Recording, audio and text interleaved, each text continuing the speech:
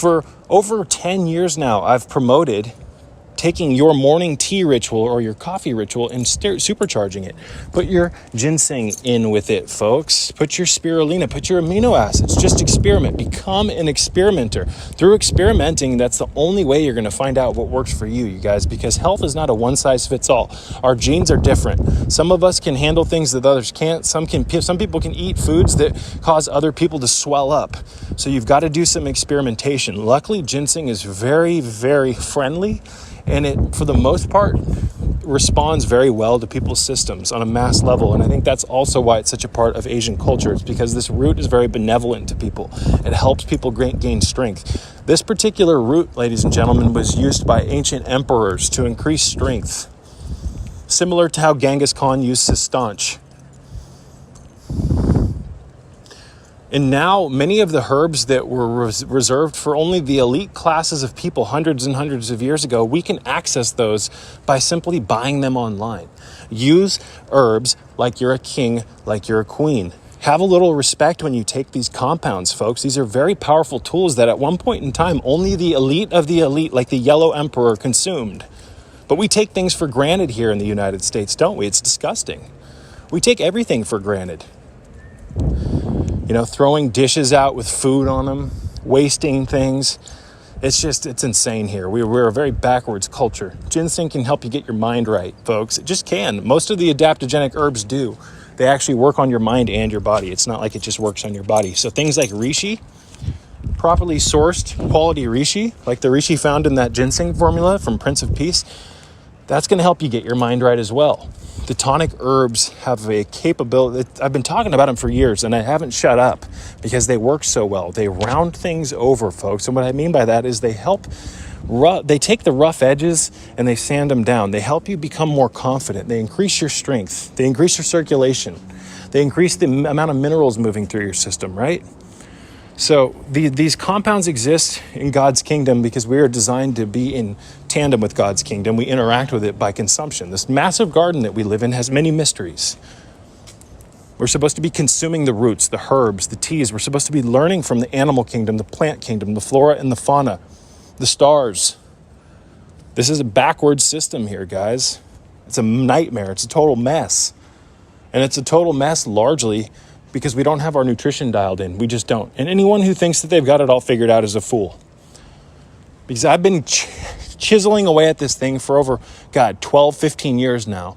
And I'm still learning things. So we've been domesticated and taken out of our original environment. And we've been put in this matrix grid, folks, with concrete roads and all this bullshit and all this nonsense. And I'm not saying that I don't love certain parts about it because the matrix does have some convenient things. But folks, we are living a false identity.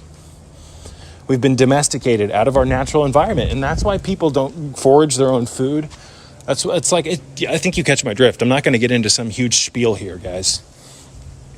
But ginseng. Panax ginseng is very yang. It's got heat to it. It's very assertive. Helps you get the wheels moving. It's pro-energy. But unlike many other forms of energy drinks and things like that here in the United States, it doesn't deplete you like those things. Most supplemental or synthetic stimulants, things like Ritalin, Concerta, things like even like solbutamine, even though I love it, or phenylparacetam, these work very well, but they more often than not give you energy at the expense of taking something else. See what I'm saying? So you get a shot of energy, but when it wears off, you feel drained. Whereas ginseng, it's smooth energy through the day, and it's nowhere near as strong as something like phenylparacetam in regards to its, stimulatory effect on your rest cycles. That was kind of a word soup. What I mean by that is when you take ginseng consecutively, you'll be able to fall asleep on it, and you'll actually get much deeper sleep. Many people take ginseng before they sleep. That's not something that's talked about very much here in the United States because most people think that ginseng is just like this stimulant that's going to keep you up. But the more you take it, the more your body gets used to it, you will be eventually able to fall asleep on it. And when that happens, folks, your rest is also going to improve. So, people say, what about solutions, Brandon? You're always talking about the problem. Well, that's not true for one, but you got to talk about the problem to be able to fix them, right? But we offer solutions. You have low energy? You feel like your health is lacking? Then lean on ginseng. Lean on the tonic herbs. Make things like samgatan, ginseng soup. Here in the United States, when people get sick, they have what? Well, they used to make chicken noodle soup like grandma, right? Get yourself a chicken, you boil the bones, or you cook the chicken. Then you take the cooked bones, put them in some distilled water, preferably. You throw some spices in there, some other stuff, and you boil those bones down to pull the glycine and the amino acids out of the bones. That's what gives bone broth its health benefits, is preferably the amino acid glycine, which is in abundance in bone, like animal bones, right? Bone marrow, etc. When you cook bone broth, you're pulling a lot of the amino acids, the glycine, out of the bones. And that's why it's so effective for leaky gut syndrome. It's because of the glycine. Glycine helps heal leaky gut. But you take your spices, take your bones, you cook it down, you add long story short, you know how to make a pot of soup. But, over in parts of China, they have what's known as ginseng soup or samgatan. Usually, I think it even has some astragalus root and some other stuff in there. They use the tonic herbs in their cuisine a lot. So there's just so many differences between the United States and other parts of the world. Other parts of the world, you guys, have their nutrition dialed in so much better. And that's why on the statistical level, you see certain cultures far exceeding in regards to their lifespan in comparison to places like the United States. Like places like the South, where the health is just statistically embarrassing. It's because all the fried food and the crap people eat, but that's commonplace in the United States everywhere. So if you go into a 99 Ranch supermarket, which is a Chinese or Asian-based supermarket, there's a chain here in California and all across the United States. You walk in, folks, and there's aisles of herbs. There's aisles of different teas. Ginseng, tonic herbs, schizandra. I mean, it's a totally different experience. You go into a Safeway, and it's like there's nothing there that's of value other than some of the stuff in their produce department, in their meat department, guys. It's just so much different. So from a cultural perspective, other parts of the world they've mixed their health routines into their culture. And there's certain archetypal symbols within those cultures for their health, things like reishi, things like ginseng. In many parts of Asia, folks, reishi mushroom is hung as a flag, the symbol of it, as a symbol of enlightenment. You don't see shit like that here. You don't see all the dragons and the cool architecture here in the United States like you do in parts of China or Taiwan, etc., or Korea. But here we think we've got it all figured out, right? Oh, the United States, most powerful army, we got everything. No. We're fat, sick, and nearly dead here, folks. We've become drunk on the decadence of taking things for granted, and that's what we do here in the United States, and that's why I believe that we will eventually fall, and it's not going to be pretty, but you're going to want to be ready for that as well, so you need to increase the strength of your body, the strength of your will, the strength of your mind. So whether it's ginseng, whether it's gynostemma, whether it's snow lotus, whether it's long gone, whether it's euphorbium bark, whether it's Indian bread, I don't care what it is. Start working with one or more of the tonic herbs.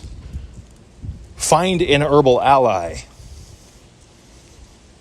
Ginseng is undeniably one of my most potent herbal allies.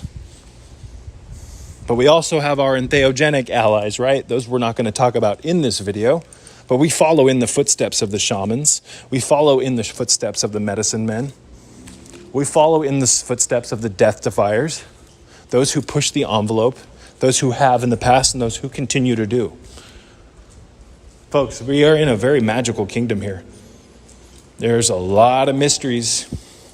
There's a lot that we're being kept from, if you catch my drift.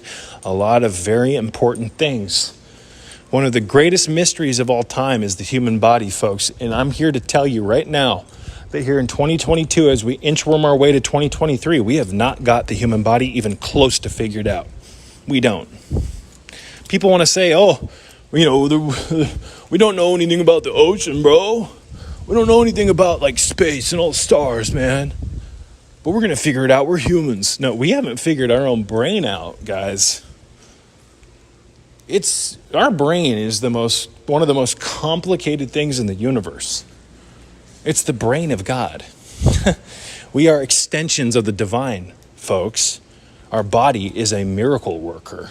It's a time traveler. It's a hyper-dimensional spacesuit that we're supposed to experience God's kingdom through. It's a electricity, it's like a, how would I explain it, you guys? It's an antenna for divine cosmic energy. Enlightenment takes place through Kundalini.